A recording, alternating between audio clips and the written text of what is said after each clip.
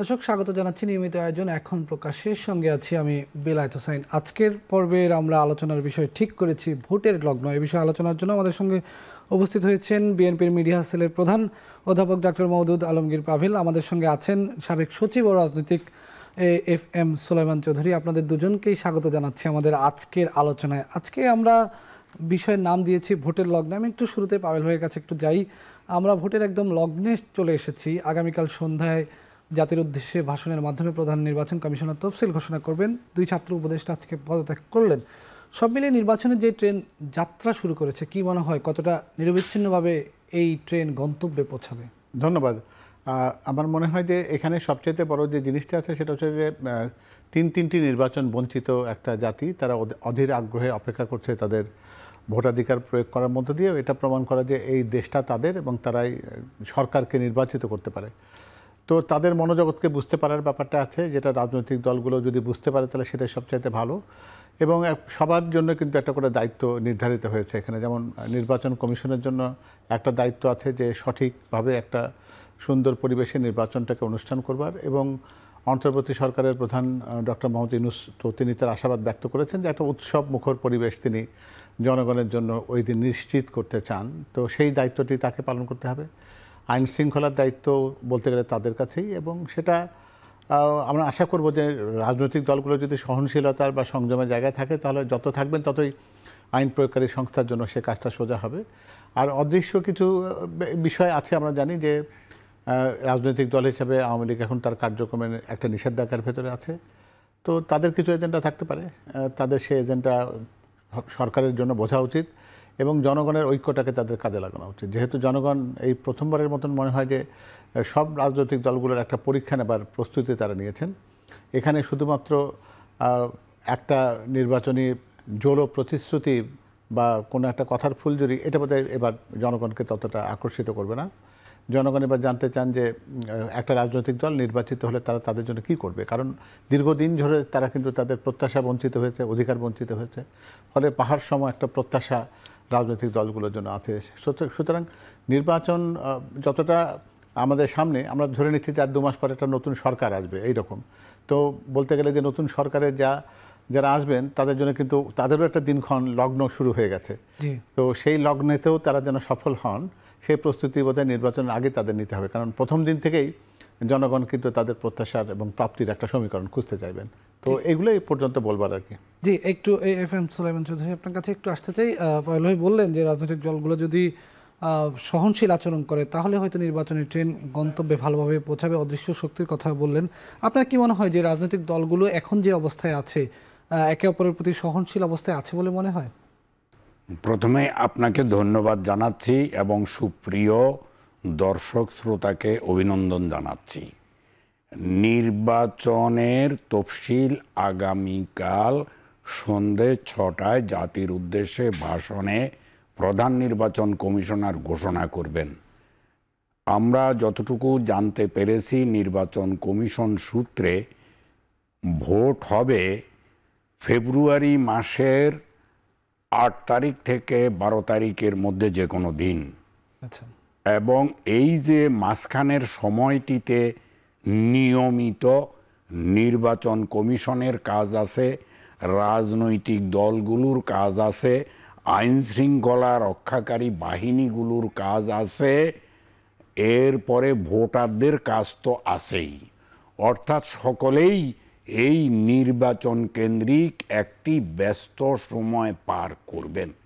এই ব্যস্ত সময় পার করতে গিয়ে অনেক ক্ষেত্রে, যেটি একটু আগে আপনি আমাকে প্রশ্ন করলেন, মাঝে মাঝে মানুষের ভুল ক্রমে ধৈর্যচ্যুতি ঘটে, আর ধৈর্যচ্যুতি ঘটলে তখন মানুষ কিছু ভুলভ্রান্তি করে ফেলে।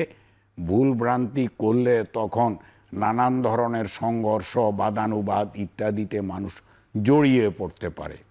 আমি আশা করব এবং প্রত্যাশা করব বর্তমান নির্বাচন কমিশন এবং সরকারের উপরে, বিশেষ করে আইন শৃঙ্খলা রক্ষাকারী বাহিনীর উপরে, বিচার বিভাগের উপরে, তারা যেন অতীব সজাগ এবং সতর্ক থাকেন, যাতে এরকম কোনো কিছুর আঁচ দেখা যাওয়া মাত্র তারা সেখানে নাক গলিয়ে যেন সমস্যাগুলো দূর করে দেন, আমরা আশা করতে পারি তাহলে কোনো সমস্যা হবে না।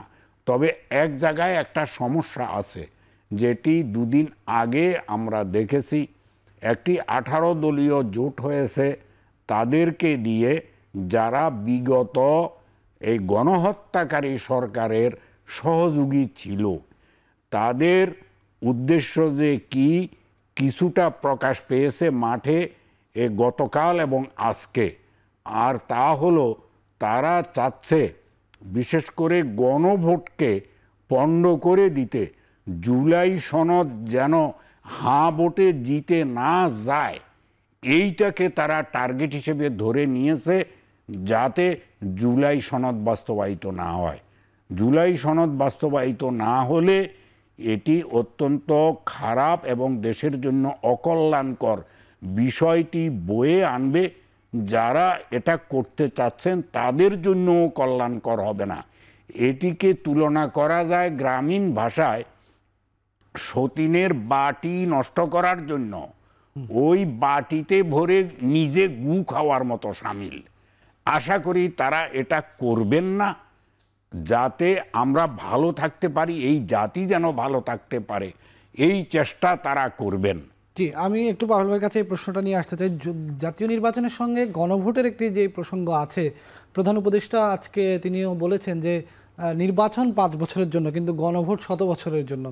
এই যে গণভোটের একটি বিষয়, সুলাইমান ভাইও একটা আশঙ্কা করলেন যে গণভোটকে ব্যর্থ করে দেওয়ার একটা প্রচেষ্টা চালানো হতে পারে, বিশেষ করে 18 দলীয় জোটের দিকে তিনি ইঙ্গিত করলেন। আপনাদের আসলে পর্যবেক্ষণটা কি এই বিষয়ে? আমার মনে হয় যে এখানে পর্যবেক্ষণটা খুবই স্পষ্ট। আমার নিশ্চয়ই সুলাইমান ভাইয়ের সাথে আমারও দ্বিমত করবার সুযোগ খুবই কম এখানে। সেটা হলো যে আমরা কিন্তু দল হিসাবে একটু বলতে পারেন যে একটা দূরদৃষ্টির জায়গা থেকে কিন্তু আমরা বলেছিলাম যে গণভোটটা একই দিনে জাতীয় নির্বাচনের দিনে অনুষ্ঠিত যেন হয়। কারণ এটা যদি আলাদাভাবে অনুষ্ঠিত হতো তাহলে জনগণের ভেতরে কিন্তু এই উচ্ছ্বাস বা তাদের অংশগ্রহণকে সীমিত হয়ে গেলে যারা এটাকে নস্যাৎ বা ভণ্ডুল করে বা না জয়যুক্ত করবার চেষ্টা যারা করতো, তাদের জন্য কিন্তু সুযোগটা তৈরি হতো একটু বেশি। কারণ তারা পরিকল্পিতভাবে না করার জন্য যেত, আর হাঁ যারা করতো তারা তো অত উৎসাহী থাকতো না, কারণ তাদের তো ভোট কেন্দ্রে যাওয়ার কোনো বাধ্যবাধকতা ছিল না। সুতরাং আমার যেটা মনে হয় যে প্রচারণার ক্ষেত্রে অন্তর্বর্তী সরকারের উচিত হবে তারা না বা হাঁ ভোটই বা গণভোট যেটাকে আমরা বলছি সেটাকে আরও সহজ করে দেওয়া, প্রাঞ্জল করা, যাতে এই প্রথমবারের মতন তারা তো একসাথে দুটো কাজ করতে যাবে। জাতীয় সংসদের নির্বাচনে তাদের যে প্রার্থী তাদের পছন্দের তাকে যেমন তারা ভোট দেবেন, আবার গণভোটের ক্ষেত্রে তাদের হাঁ বা না কোনো একটা জায়গায় ভোট দিতে হবে। সেক্ষেত্রে হাঁর প্রতি যেন একটা নিরঙ্কুশ সমর্থন থাকে, সেজন্য এই প্রশ্নগুলোকে যেন খুব জটিল না, সেই চেষ্টা রাজনৈতিক দলগুলোর পক্ষ থেকে করা হবে কিনা? অবশ্যই করা হবে, কারণ আমরা তো সেই জুলাই অভ্যুত্থানের আমরা একজন অংশীজন। সুতরাং দল হিসাবে আমরা তো শতভাগ চাইবো যে যেন হাঁ ভোট। আমি একটু সুলাইমানের কাছে 30 সেকেন্ডে এই প্রশ্নটাও একটু জেনে আসি। রাজনৈতিক দলগুলো এখানে দায় দায়িত্বটা আসলে কি? হাঁ ভোট যেন জয়যুক্ত হয়। আপনি যেহেতু না ভোটের একটা আশঙ্কা করছেন, সেই জায়গায় হাঁ ভোট জয়যুক্ত হওয়ার যে মূল কারণ তা হলো জুলাই বিপ্লবকে স্বীকৃতি দেয়া। এই স্বীকৃতি দেওয়ার মাধ্যমে পতিত গণহত্যাকারী স্বৈরাচারী সরকারের বিদায় নিশ্চিত হওয়া, এটি জাতির জন্য অতীব জরুরি। জি, আমাদের একটি বিরতি নেওয়ার সময় হচ্ছে। বিরতির পর ফিরে এসে আমরা আবারও আলোচনা করবো আজকের ভোটের লগ্ন নিয়ে। দর্শক, নিচ্ছে ছোট্ট একটি বিরতি।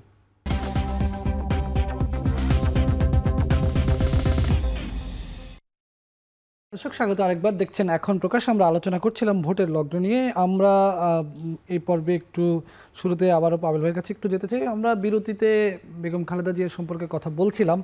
বেগম জি এখন অসুস্থ আছেন, তারেক রহমানের দেশে ফেরা না ফেরা নিয়ে এক ধরনের কথা চলছে। এই যে বেগম জি অসুস্থ, আবার তারেক রহমান দেশে না ফেরার যে এখন পর্যন্ত যে অবস্থায় আছে, এগুলো কি আগামী নির্বাচনের যে সুলাইমান বললেন 8 থেকে 12 ফেব্রুয়ারির মধ্যে নির্বাচন হতে পারে, এই তারিখের মধ্যে কোনো প্রভাব ফেলতে পারে?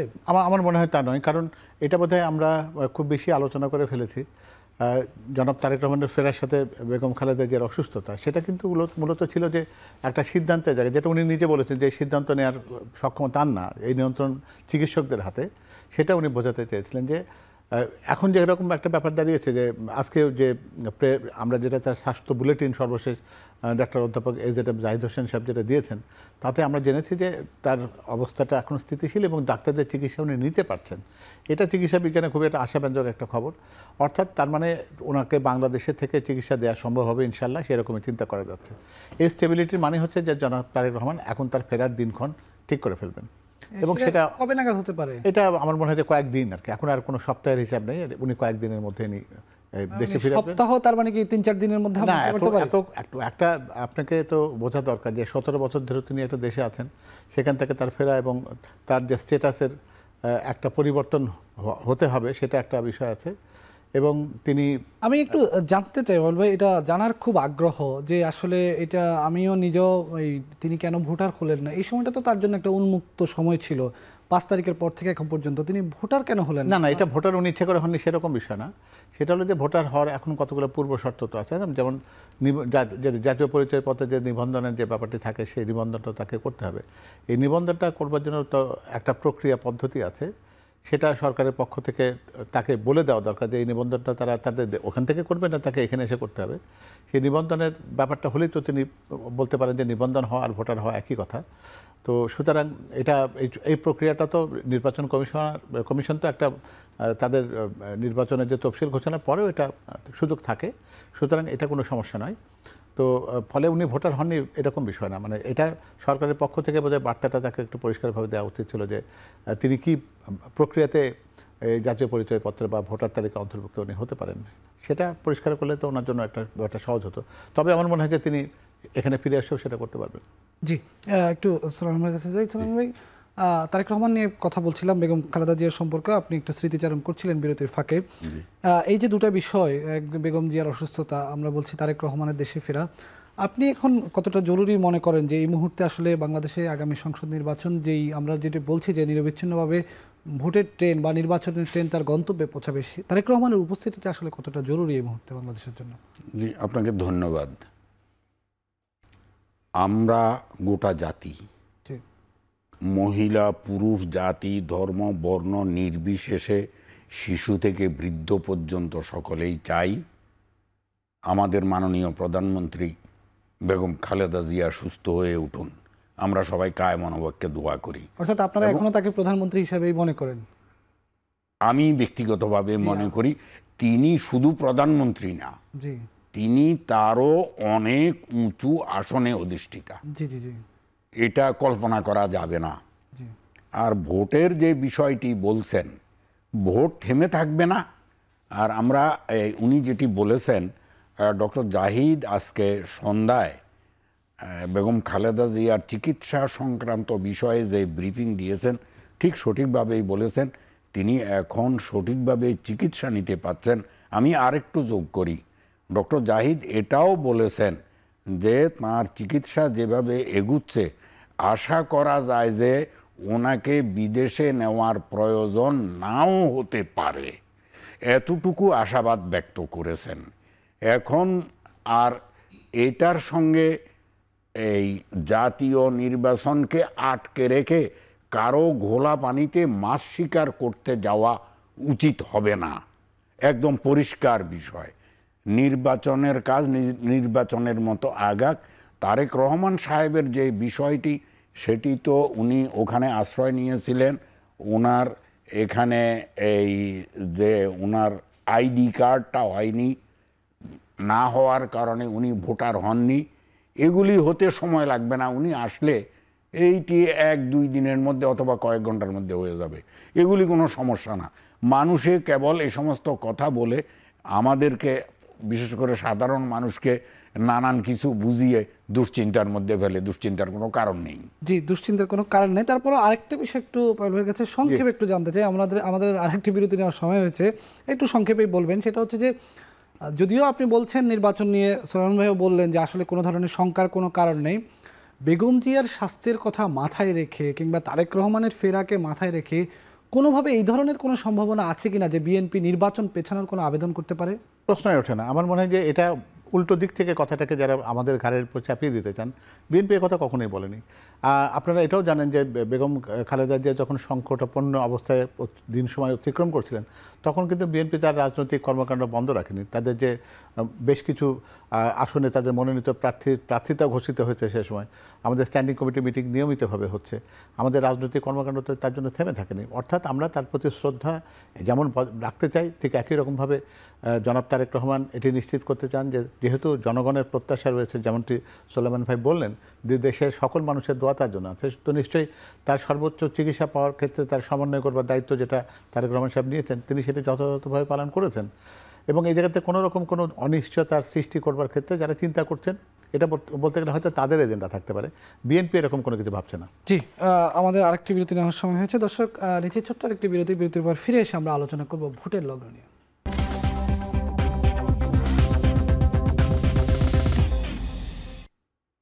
দর্শক, স্বাগত আরেকবার, দেখছেন এখন প্রকাশ। আমরা আলোচনা করছিলাম ভোটের লগ্নে। এই পর্বে একটু শুরুতে আমি সুলাইমানের কাছে একটু আসতে চাই। সুলাইমান, গত কয়েকদিন ধরে নির্বাচনের মাঠে, রাজনীতির মাঠে চাঁদাবাজি, দুর্নীতি, আবার ৭১-এর ইস্যুটা, এগুলো বেশ আলোচিত হচ্ছে। বিশেষ করে আমরা দেখেছি গতকালকে দুদক চেয়ারম্যান নিজেও বলেছেন যে চাঁদাবাজ এবং দুর্নীতিবাজদেরকে ভোট দিবেন না। বিএনপির ভারপ্রাপ্ত চেয়ারম্যান জনাব তারেক রহমান তিনিও বলেছেন যে বাংলাদেশে একমাত্র দুর্নীতির লাগাম টেনে ধরতে পারে বিএনপি, এটা তিনি বারবার করে উল্লেখ করেছেন।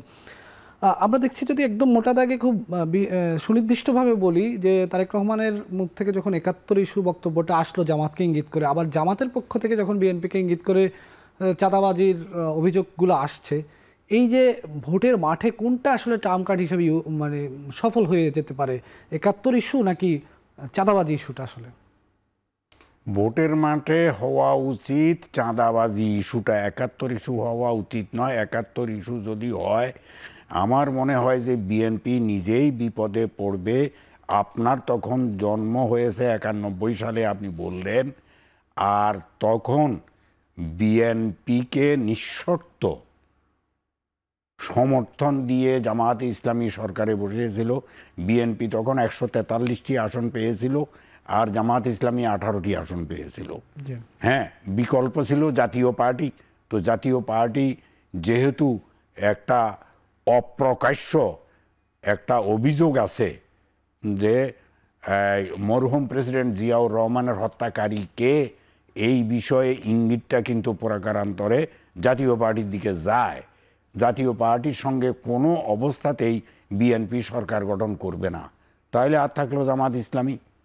জামাত ইসলামী মাত্র 2 জন মহিলা এমপি নিয়ে তাদেরকে সরকার গঠনের সুযোগ দিয়েছে। এরপরে 2001 সালে যৌথভাবে তারা নির্বাচনী ক্যাম্পেইন করেছে, বিপুল ভোটে বিএনপি বা 4 দলীয় জোট জয়লাভ করেছে, সরকার গঠন করেছে।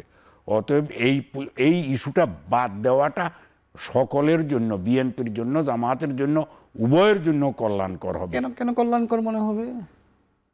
৭১ ইস্যু তো, জি, ৭১ ইস্যু এই জন্য হবে। হ্যাঁ, তাহলে গভীরে যেতে হয়। তখন 2টা আইন হয়েছিল, একটা ছিল আন্তর্জাতিক অপরাধ ট্রাইব্যুনাল আইন, আর একটা দালাল আইন। এই 2 আইন অনুযায়ী 72 সালে বাংলাদেশের সকল থানায় তদন্ত হয়েছে, তদন্ত হয়ে মামলাও হয়েছে, এবং এগুলির বিচারও হয়েছে। কিছু কিছু বিচার এখনও পেন্ডিং আছে। দালাল আইনেও বিচার হয়েছে, এবং কয়েকজন রাজাকারের ফাঁসিও হয়েছে। এখন আপনি সত্য মিথ্যা আল্লাহ জানে, কিন্তু জামায়াত ইসলামীর কোনো নেতা আসামি হয়নি তখনকার আইনে। আচ্ছা, আপনি রেকর্ড দেখেন, আপনি তাদেরকে লক্ষ লক্ষ মানুষ হত্যা হয়েছে, লক্ষ লক্ষ মানুষ যে হত্যা হয়েছে, এটার জন্য কোনো সেন্সাস তো হয়নি, এটার জন্য কোনো কমিশন হয়ে এই সেন্সাস তো হয়নি যে এত লক্ষ মানুষ মারা গেছে। 30 লাখ বলেছে শেখ মুজিবুর রহমান, এখন 30 লাখ তিনি কিসের ভিত্তিতে বলেছেন? কোনো সেন্সাস ছাড়া। এটা একটা বিতর্কিত বিষয়, কিন্তু জামাত ইসলাম আনতে নিষেধ করছে। জামাত ইসলাম স্বাধীনতার বিরোধিতা করেছেন, এই প্রশ্নে তো নিশ্চয়ই কোনো সন্দেহ থাকার কথা না। স্বাধীনতার বিরোধিতা করেছেন কি করেন না, এটা জামাত ইসলামী জবাব দেবে। তবে কোনো বিতর্কিত বিষয় আমি কেবলমাত্র ওইটুকু বলছি যে এইবার আনা উচিত না, আনলে পরে উভয় দলই ক্ষতিগ্রস্ত হবে, আমি ওইটা বলছি। জি পাহল ভাই, ও সুলাইমান বলছেন এই ইস্যুতে উভয় দল ক্ষতিগ্রস্ত হবে। আরেকদিকে চাঁদাবাজির একটা অভিযোগ আছে বিএনপির দিকে। এই জামাতের আমি ডাক্তার শফিকুর রহমান সরাসরি বলছিলেন যে দুর্নীতিতে কয়েকবার চ্যাম্পিয়ন হয়েছে বিএনপি সরকার। আমার মনে হয় যে এই কথাটা একটু পরিষ্কার করা দরকার, এই চ্যাম্পিয়ন শব্দটির একটা ব্যাখ্যাও দরকার। আমি অবশ্য প্রথমে এটাই বলে নিই যে দুটি প্রাসঙ্গিক, চাঁদাবাজির বিরুদ্ধে বা যে কোনো রকম দুর্নীতির বিরুদ্ধে জনাব তারেক রহমান তার দৃঢ় অঙ্গীকার ব্যক্ত করেছেন যে একমাত্র সেই দলই সক্ষম এটি নির্মূল করতে, এবং এটি তার নির্বাচনী একটি প্রতিশ্রুতির মধ্যে এটাকে অন্তর্ভুক্ত করেছেন। একই সাথে যদি আমরা নির্মোহভাবে যদি ইতিহাসের হিসেবটি যদি আমরা নিই, তাহলে সেটা দেখব যে 1971 সালে তাদের কিছু সুনির্দিষ্ট কার্যক্রম ছিল। তারা সেই সময় আল বদর, আল শামস এবং রাজাকার বাহিনী গঠনের ক্ষেত্রে তাদের সম্পৃক্ততা ছিল, এবং সেই সময়কার যারা ইসলামী ছাত্র সংঘ, যেটা তখন ছাত্র শিবির সংঘ নামটি ছিল না, এবং জামায়াতে ইসলামী এবং তার নেতা যারা ছিলেন সেই সময়কার গোলাম আজম সাহেব থেকে শুরু করে জনাব নিজামী সাহেব এবং মুজাহিদ সাহেব যারা ছিলেন সেই সময়কার, তারা কিন্তু নির্দিষ্টভাবে ওই সময় পত্রপত্রিকার রেফারেন্স যদি আমরা দেখি, যে তারা কিন্তু বলেছেন যে এটা গঠন করা হয়েছে পাকিস্তানকে রক্ষা করবার জন্য। এই কথাগুলো যখন আপনারা বলছিলেন তখন পাল্টা প্রশ্ন এসে যায়, তাহলে এদের সঙ্গে আপনারা কেন 2001 থেকে না, দেখুন আমরা কিন্তু এই জায়গাতে যেটা সুলাইমান ভাই যেটা বলেছেন যে দেখুন 1991 সালে সরকার গঠনের ক্ষেত্রে একটা অবস্থা ছিল এরকম যে যেখানে বিএনপিকে একটা বেছে নিতে হতো, তখন যে তাৎক্ষণিকভাবে যে যার বিরুদ্ধে 90-এর গণ আন্দোলনটি হয়েছে সেই স্বৈরাচারের সাথে তো যাওয়ার কোনো সুযোগ ছিল না, এবং জামায়াতে ইসলামীকে সেই সময় সমর্থন দিয়েছে, তার তো সরকারের অংশ ছিল না। তো এখন সেক্ষেত্রে নির্বাচনের যে ক্ষেত্রে যে ওই 6 সরকারের তো অংশ ছিল, হ্যাঁ, না পরবর্তী পর্যায়ে 6 সরকারের অংশ ছিল। সেটা হয় কি যে যখন আপনি কোনো না কোনো একটা রাজনৈতিক সমীকরণের দিকে যান, তখন সেই জায়গাতে আমরা যখন বিবেচনাটা নিই কোথায়, যে আপনি অংশীজনটাকে কি অর্থে নেন, সেটা কি আদর্শিক জায়গাতে নিচ্ছি নাকি সরকার পরিচালনার সুবিধার্থে নিচ্ছি। সেই জায়গায় একটা দল তার অস্তিত্ব নিয়ে কিন্তু সেই জায়গায় থাকে, তার অস্তিত্ব বিলীন করে আসে না। এবার আমি যদি একটু সময় দেন 2 মিনিট, আমি চ্যাম্পিয়ন শব্দটির একটু ব্যাখ্যা দেওয়ার চেষ্টা করি। ট্রান্সপারেন্সি ইন্টারন্যাশনালের যে প্রতিবেদনের কোনো জায়গাতে কিন্তু চ্যাম্পিয়ন শব্দ বলে কিছু নেই। এই চ্যাম্পিয়ন শব্দটি কিন্তু সাংবাদিকদের বা কোনো রাজনৈতিক দল তারা কিন্তু আবিষ্কার করেছে, যেটা হলো যে ওই সময়টা সূচক থাকে, এবং সূচকের হিসেবটা হচ্ছে যে 2001 সালে যখন বিএনপির সরকার দায়িত্ব পালন করেছে, তখন বলা হয়েছে যে বলছি যারা পরবর্তী পর্যায়ে যেটা যারা দুর্নীতিতে বাংলাদেশের অবস্থান ছিল সর্বনিম্নে, অর্থাৎ সবচেয়ে দুর্নীতিবাদগ্রস্ত যে দেশটি, সে দেশের নাম হিসেবে বাংলাদেশের নামটা ছিল, কারণ তখন আমরা নাম্বার পেয়েছিলাম মাত্র 0.4, অর্থাৎ আমাদের সব জায়গাতে এই দুর্নীতির জন্য শাসনের ব্যাপক একটা অভাব ছিল। এবং সেটা কিন্তু বিগত 3 বছর, দ্যাট মিনস 2001 সালের আগের 3 বছরের পারফরমেন্সের ফলাফলের প্রভাবটা পড়েছিল কিন্তু বিএনপি সরকারের উপর, দায়টা কিন্তু তাদের উপরে আসে না, কারণ এই পারফরমেন্সটা ছিল আওয়ামী লীগ সরকারের। আপনি দেখবেন যে পরবর্তী পর্যায়ে তার সেই সূচকের উন্নতি হয়েছে কিনা, সেই সূচক কিন্তু 0.4 থেকে শুরু করে 2006 সালে এই সূচক পৌঁছেছিল 2-এ। তো সেই সময় কিন্তু এই যে বলছে 5 বছর চ্যাম্পিয়ন, কোনো সময় এই ব্যাপারটা ছিল না। চ্যাম্পিয়ন শব্দটি তো সেই রিপোর্টের কথা ছিল না। 1 মিনিটে শেষ করে দিই।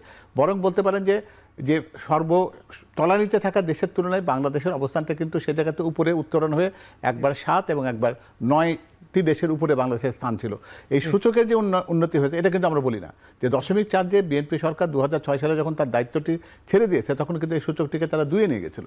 তো সুতরাং দুর্নীতির অবসান হয়েছিল বা দুর্নীতির ক্ষেত্রে সব কিছু চলে গেছিলো এটা বলবো না, কিন্তু ক্রমান্বয়ে যেটা উন্নতির একটা ধারা ছিল সেটি কিন্তু আপনি গুগলে যান, আপনি চ্যাটজিপিটিতে যান, যে কোনো জায়গাতে সার্চ করে দেখুন, এই তথ্যটি থাকবে। সুতরাং এগুলো নিয়ে যারা এই চ্যাম্পিয়ন শব্দটি ব্যবহার করেন, আমরা বুঝবো যে তাদের অজ্ঞতা থেকে করেন, তারা তথ্য নির্ভর কথা বলছেন না। জি, আমাদের আরেকটি বিরতি নেওয়ার সময় হয়েছে। দর্শক নিচ্ছি ছোট্ট আরেকটি বিরতির পর ফিরে এসে আমরা আবারও আলোচনা করব ভোটের লগ্ন নিয়ে।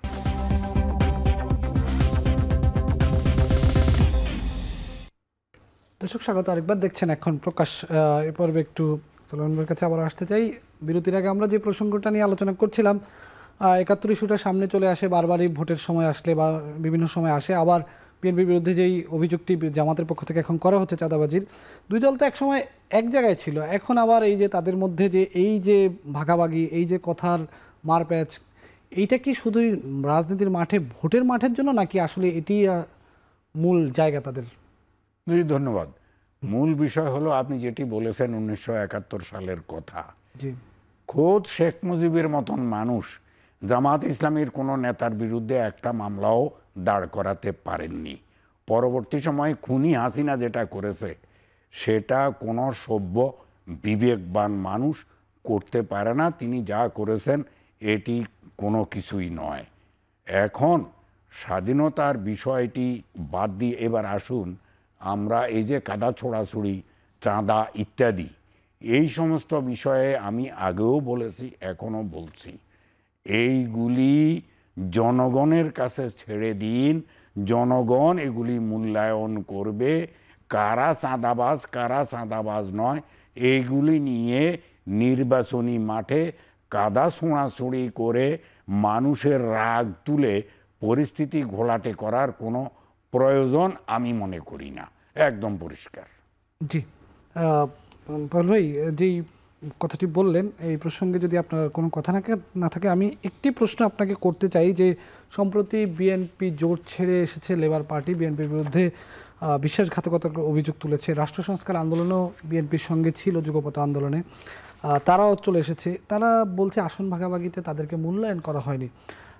বিএনপি জোটের যেই 272টির আসন এর মধ্যে ঘোষণা করা হয়েছে, সেখানে জোটের দলগুলোর অবস্থা খুব বেশি স্পষ্ট নয়। তাহলে কি বিএনপি তার ছোট ছোট যে জোটভুক্ত দলগুলো রয়েছে তাদেরকে স্পেস দিচ্ছে না? না, এটা মোটেও ঠিক না।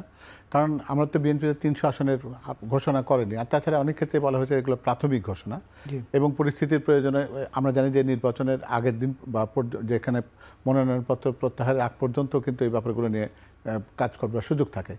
তো আমার মনে হয় যে এটা খুব বড় আলোচনার জায়গা না। বিএনপি সবসময় মনে করেছে যে যারা স্বৈরাচার বিরোধী আন্দোলনে তাদের সহযাত্রী ছিল, তাদের কারোর সাথে তাদের দূরত্ব তৈরি করার কোনো চেষ্টা নেই।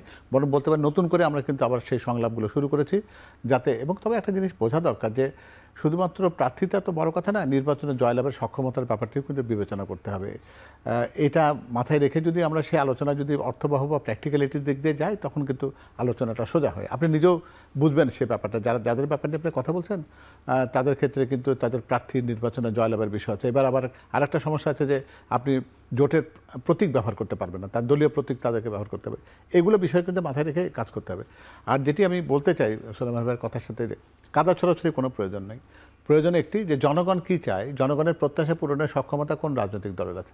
জনগণ কী চায়? জনগণ চায় যে তার ছেলের কর্মসংস্থান হবে কিনা, কৃষক চায় যে তার কৃষি পণ্যের তিনি মূল্য পাবেন কিনা, একটা নারী চান যে তার অধিকারটা প্রতিষ্ঠিত হবে কিনা, সমাজে তার মর্যাদা থাকবে কিনা, আপনি পরিবেশ কেমন দেখতে চান সেটি হিসাব, স্বাস্থ্য সুরক্ষা আপনি চান, সেই বিবেচনাতে জনাব তারেক রহমান আমাদের রাজনৈতিক দলের পক্ষ থেকে একটা কর্মসূচি, যেটা দেশ গড়ার কর্মসূচি বা দেশ গড়ার পরিকল্পনা এই নামে একটি কর্মশালা চালাচ্ছেন, যেখানে আমরা কিন্তু এই 8টি বিষয় নিয়ে কথা বলছি। যে ফ্যামিলি কার্ড, যেটা একটা পরিবারকে ক্ষমতায়ন করবে, অর্থাৎ পরিবারে মহিলা বা নারী যিনি প্রধান থাকবেন তার নামে কার্ডটা ইস্যু হবে, তাকে প্রতি মাসে 2 থেকে 2,500 টাকা সমপরিমাণ অর্থ বা প্রয়োজনীয় নিত্য যে খাদ্য সামগ্রী লাগে সেটা দেওয়া, সেটা হচ্ছে এই ফ্যামিলি কার্ডের উদ্দেশ্য।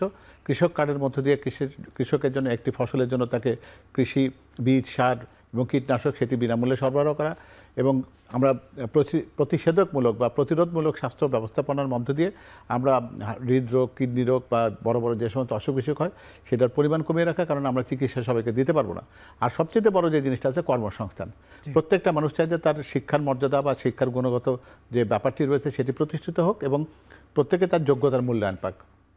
এবং সর্বশেষ হচ্ছে পরিবেশ নিয়ে যাওয়ার কথা। সব কিছু মিলে 8টি পিলার নিয়ে আমরা কাজ করছি।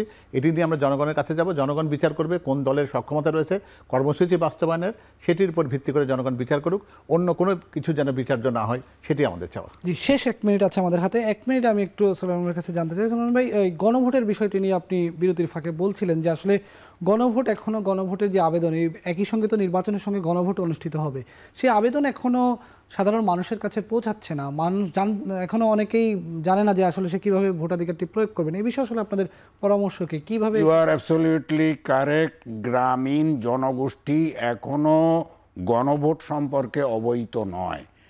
গণভোটের বিষয়টি এই প্রচারের বিষয়, এবং প্রত্যেকটি ভোটারকে ভালোভাবে বুঝিয়ে দেয়া, একেবারে ব্যালটের রং কী হবে এটা পর্যন্ত বলা, কিভাবে ভোট দিতে হবে, কোন চিহ্নে ভোট দিতে হবে, কি ভোট দিতে হবে এইটা বোঝানো, এবং ইলেকট্রনিক মিডিয়া, প্রিন্ট মিডিয়া সকলকে আমি একেবারে জোর দাবি জানাবো সরকারের কাছে, অর্থের বিনিময়ে তাদেরকে কাজে লাগানো প্রচারের জন্য, সঠিকভাবে প্রচারটি করা।